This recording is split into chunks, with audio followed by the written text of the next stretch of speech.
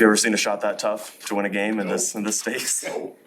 That's probably I've seen a lot of great shots in practice and games on TV. I think that one takes the cake.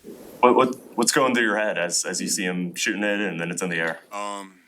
And Kyrie, we trust. As soon as we give him the ball, we know he's going to be able to make either he's going to find a great shot or he's going to make a great opportunity for someone else.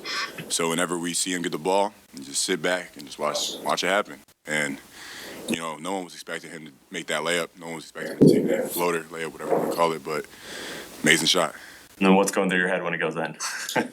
Honestly, I was surprised Markieff Morris sprinted off the bench faster than anybody. So, everybody was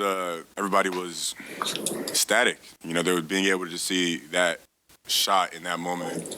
It's amazing. It's exciting, and you don't get many chances or many feelings like that. How much of a confidence booster is a game like this one against Denver? Obviously, y'all have had an up and down season. Now you said it's 7th in the West, but obviously such a marquee win. How does this one translate towards the rest of the season? We just got to build off it. I feel like our defensive talk, our defensive discipline is definitely stepping up and stepping in the right direction. So we just got to be able to build off it. We got to be able to make sure we learn from our mistakes and get to the next one. We're not going to be able to just sit here and be like, yeah, we won a game. They're a great team for sure, but there's other great teams out there. What were some of the little things that you noticed defensively that were different today that haven't been maybe prevalent in some of the other ones?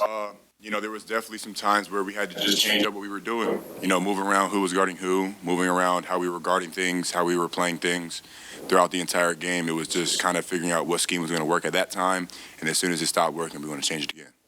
What worked for you guys so well in the offensive glass tonight?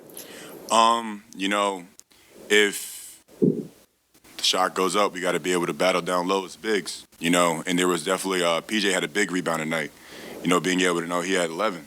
No, wait.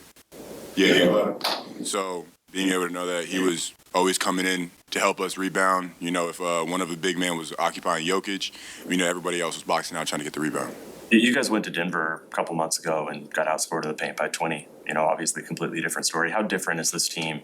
With your development, with the additions in the trades, getting Maxey back, how different is it that you guys can only hit 9 threes in a game like this and still win and still dominate? It really just comes down to us building, us having chemistry with one another and trusting one another. Being able to trust on switches, be able to trust on having a low man, having the next man reel over or rotate. It is playing together with one another for this, not even that long of a time, but being able to build this much trust is amazing.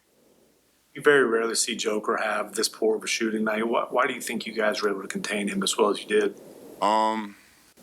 Just being able to, you think about that. We were just trying to throw a whole lot at him. We were trying to make sure that he didn't feel comfortable. He didn't know what was coming. We just try to be able to just throw a lot at him. And so he took a second for him to figure out what he was going to do, figure out what passes he was going to make. And as soon as we see him getting comfortable, we were just changing things, trying to be able to make it more difficult on him. What kind of benefit was for y'all that PJ could pick up some of those possessions against him? Amazing. Strong, sturdy, and we talking to him. He's listening to us. He's talking back. He's a great player, great defensive end. He was able to bring us energy on the floor. He was able to transition to the offensive end. You and Gaff to kind of occupy space. What you do? Yeah, kind of occupy space and being able to kind of play off Joker, try to keep your eyes on him, but also making sure you keep an eye on the ball.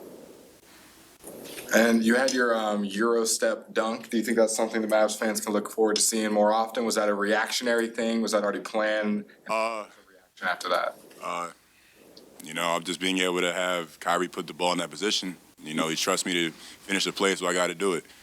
It was kind of a reaction. It was kind of just, if he's going that way, I'm going to go the other way. So I got to be able to just build off it. I'm comfortable when I'm on the floor with my teammates. My teammates is comfortable giving me the ball. Dereck, what part of your game would you say you have grown the most today compared to when you arrived in Dallas? I would definitely say understanding the game of basketball. Understanding what are rotations, understanding player personnel, who's good at what, who's bad at what, understanding where I need to be, understand that whenever someone is playing one-on-one, they're not looking at the defender, they're looking to see if anyone's behind him. So I'm trying to be able to make sure that I'm always in line of sight to make the ball handler kind of question if he's going to do that move or go somewhere else. Appreciate it.